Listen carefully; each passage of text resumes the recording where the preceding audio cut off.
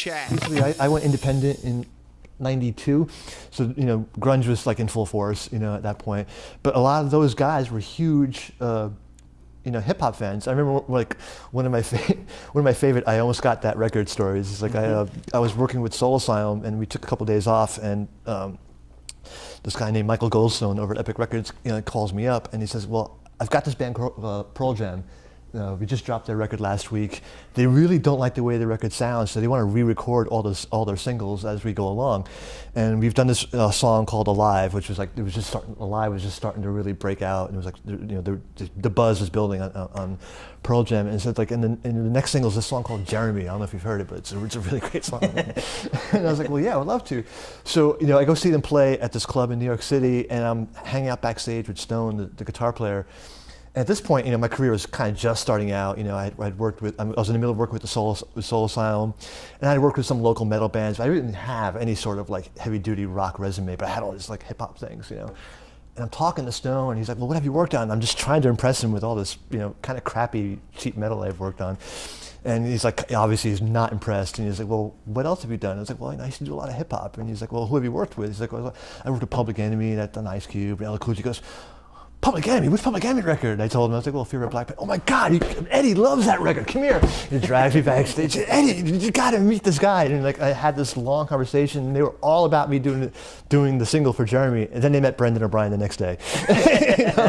Things changed. And then Brendan got the gig. So but all the alternative guys were really into hip hop. So it was very, very strange. And my break basically came in a very roundabout way. I was asked to produce a record for this band called Too Much Joy, a local band, and I went to high school with the drummer, and I didn't get the gig because the label was sort of like, this is like their last record. They were like, if this record doesn't do really well, then we're pretty much going to drop you, so you better pick a guy who's really going to deliver for you. And because I didn't have a track record, I didn't get the gig, but the woman who was their A&R person had a copy of my discography lying, sitting on her coffee table, and she was married at the time to Michael Beinhorn, really famous producer. I don't know if you guys know him. He's worked with Soundgarden, Red Hot Chili Peppers, Ozzy Osbourne, really big name guy. And also as an aside, a buddy of mine who worked at Columbia gave me the demos for the Soul Asylum record that eventually became Grave Dancers Union, which is Soul Asylum's big record. And I had these demos. I used to listen to them every day just because I loved the songs and stuff like that. So she was married to Michael Beinhorn. Michael gets the gig to produce Soul Asylum, right?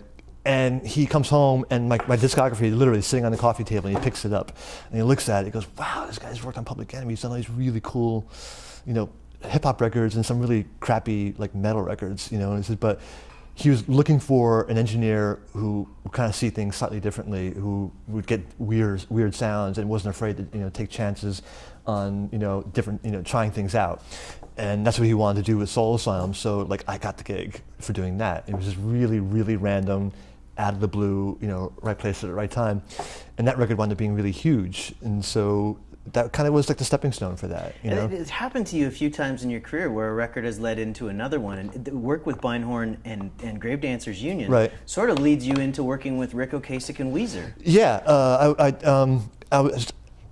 I did that. I did the Soul Asylum record. That was a pretty big hit. And then I was getting a little more rock work here and there, and I was working with a bunch of indie bands, and I was doing a lot of work at Electric Lady.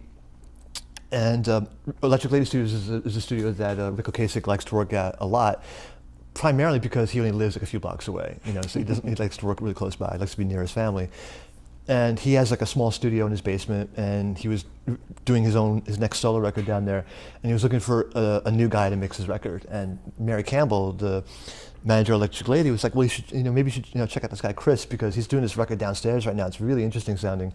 It's like this industrial noise record, and he's just doing some really good work. Maybe you should work with him. And so 2 days later, I get this phone call from Ric Ocasek, and I didn't know it was him. I thought it was a buddy of mine, like pulling a prank on him, because I was a huge Cars fan as a kid. I think I wore out 2 copies, of vinyl copies of the first Cars record. I just played it nonstop. I mean, when I was learning how to play guitar, I would just like play that record every day, like 2 or 3 times. I just loved it. I loved the songs on it. And so I thought it was my buddy playing a prank on me, and I hung up on him twice. You know, hi, it's Rick, I want to talk to Chris Shaw. I was like, yeah, right, Jerry, click, you know. And after I hung up on him the second time, the phone rings again, and it's Mary Campbell, Electric Lady. She says, Rick told me you hung up on him twice. And I was like, oh shit. You know, so Rick calls me up, I'm like, I'm so sorry. He goes, hey, would you be interested in mixing my record? I was like, yeah, sure, no problem. You know, and so we did it. The record came out. 3 months later, he gives me a call. It's like, I got this band called Weezer, you know, they want me to do the next record. Why don't you come over and check out the demos? He played me the demos, and they were awful. They could barely sing. The guitars were out of tune, you know, but the songs were there. It was just so obvious these were really good songs. And I was like, well, if anything, this is going to be an interesting record to make. Mm-hmm. And we did it, and it wound up being a really, really huge record. And that pretty much, I think, put me on. Yeah, that basically started my whole career right there and there, because it was like the first rock record I did where I did all the engineering, I did all the mixing, you know, and like nobody else could lay claim to have done anything on it but me. And it went double platinum, you know, initially and stuff like that. So I'm really, really proud of that record, primarily for that. And plus, you know, I still get loads of work off of it. It's astounding, you know, like I get, you know, young bands come up to me and that's the only reason why they want to work with me, you know, and it's like, really? You know, we did that record in like, you know, 4 weeks, you know, from top to bottom, and it was, nobody, I'm telling you, nobody thought that record was going to do anything. Like I got the job, and I was talking to an A&R friend of mine at Columbia, and he was just like, so what do you work on next? I was like, I'm doing this band called Weezer. And he's like, Weezer? Who signed them? I mean, I passed on them twice, you know. And then another friend of mine, this female engineer, Sylvia Massey, she did the first Tool record and stuff like that. I run into her at the AES show, like we had just started the record, and she's like, so what do you work on now? And I was like, well, I'm doing a new Weezer record. And it was literally like Seinfeld. She pushes me. She goes, get out! And she says, I begged those guys to do that record. And the thing was that she had stolen a record from me like 2 weeks before that. So I was like, I'm just getting you back, you know. She got to work with this band called Stompbox. I really, really, really wanted to work with. So she got that record, and I got her record. You know, and so, yeah, things just one thing just sort of leads into another, and then I did that Weezer record, and I've pretty much been doing like alternative rock and rock records since then.